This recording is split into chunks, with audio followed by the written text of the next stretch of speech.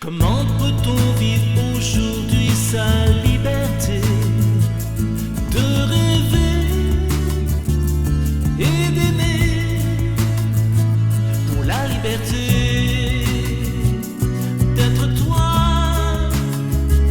la liberté d'un nouveau jour qui s'élève. Bon, et ben voilà, donc on est jeudi 10 et en fait je devais partir à 8h30 et là, petit problème, j'arrive à la pompe à gasoil, il n'y a plus de gasoil, hein, le gasoil est en panne.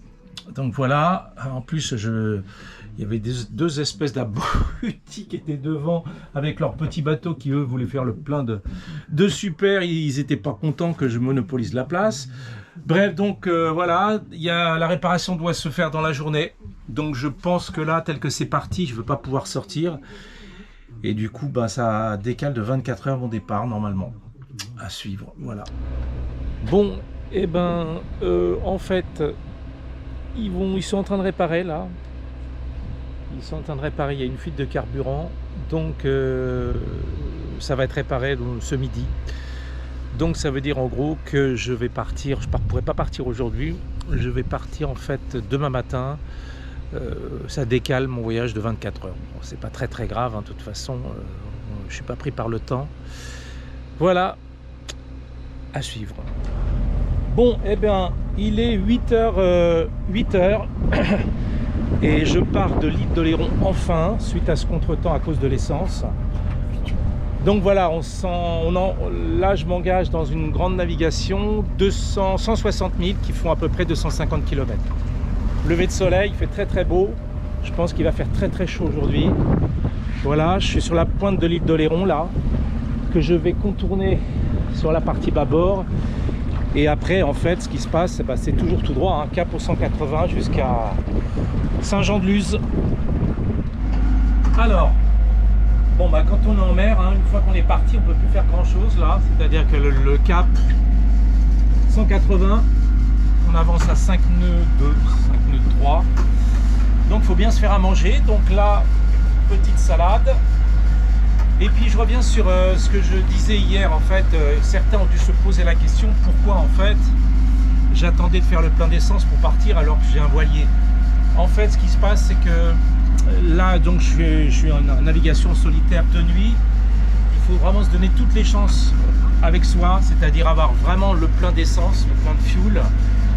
C'est super important parce que si, imaginons qu'en pleine nuit, pour une raison ou pour une autre, j'ai besoin d'utiliser le moteur, j'ai besoin d'avoir ce qu'il faut derrière. Donc là, j'ai fait le plein d'essence, il y a 130 litres, plus une réserve ici de 22 litres. Donc là, 150 litres. Le moteur, quand je l'utilise, il consomme 2,6 litres à l'heure. C'est des gros moteurs diesel, ça consomme rien.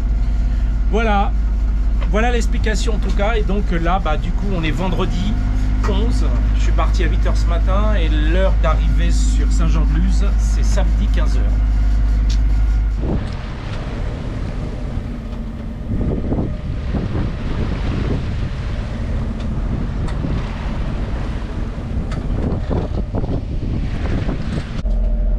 Bon, là, je vais me préparer un petit café pour cette nuit. Car 8h du soir là, et forcément la nuit s'annonce longue, hein. Donc misère, pas d'alcool ce soir, restriction de type rouge.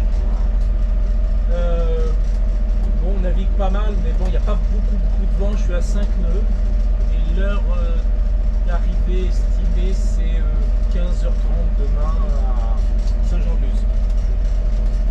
Voilà.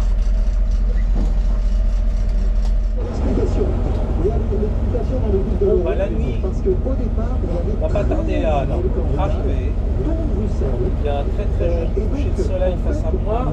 Je vais vous montrer quand même que vous en profitiez, n'est-ce pas? Regardez ce beau coucher de soleil. Voilà. Et moi, la direction, c'est là-bas, tout droit. Je suis au niveau d'Arcachon là. Il est 21h30 et je dois être au niveau d'Arcachon. Bon là il est presque 11h30. J'ai réduit la voilure parce qu'on avance pas mal, il y a force 4. Et donc on avance à 6 nœuds 5, 7 nœuds. Et il y a un super ciel étoilé, je ne sais pas si vous voyez. Malheureusement, je ne suis pas sûr que vous voyez, mais bon, tant pis, c'est dommage. Tant pis, vous ratez, c'est pas grave. Bon, bah à suivre.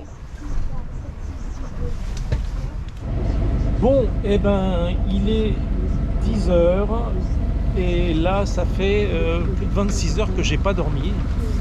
Donc c'est dur. C'est dur, mais enfin la nuit ça s'est très très bien passé. Il y a eu un vent soutenu, le bateau avançait bien. Et là on n'est plus qu'à quelques heures de Saint-Jean-de-Luz. Voilà, par contre le temps est pas terrible, mais ça va se lever cet après-midi.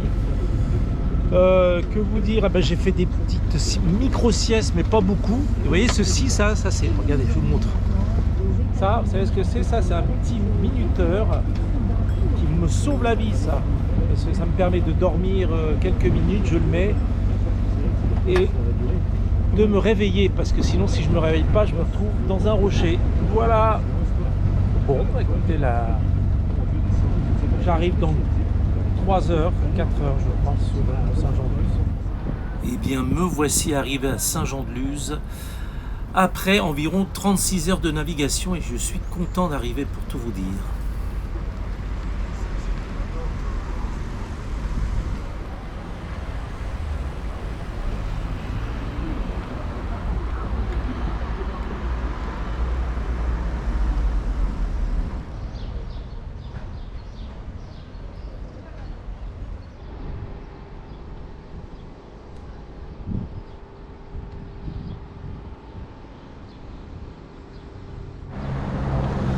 La baie de Saint-Jean-de-Luz,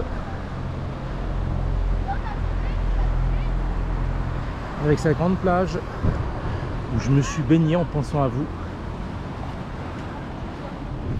Vous avez entaillé. Voilà, je repars et là c'est incroyable. Saint-Jean-de-Luz et je vais me diriger en direction de Hendaye. De rivage, je sais pas ce que c'est, on parlait du schiste, c'est très bizarre, c'est des plaques, c'est vraiment très bizarre. C'est quand même assez brumeux. Il fait très très beau quand même, hein, il fait chaud. Et voici Hendaye, côté Espagne. Et juste de l'autre côté, vous avez en fait le port de Hendaye, France. Voilà. Et ça, c'est donc l'entrée des deux ports.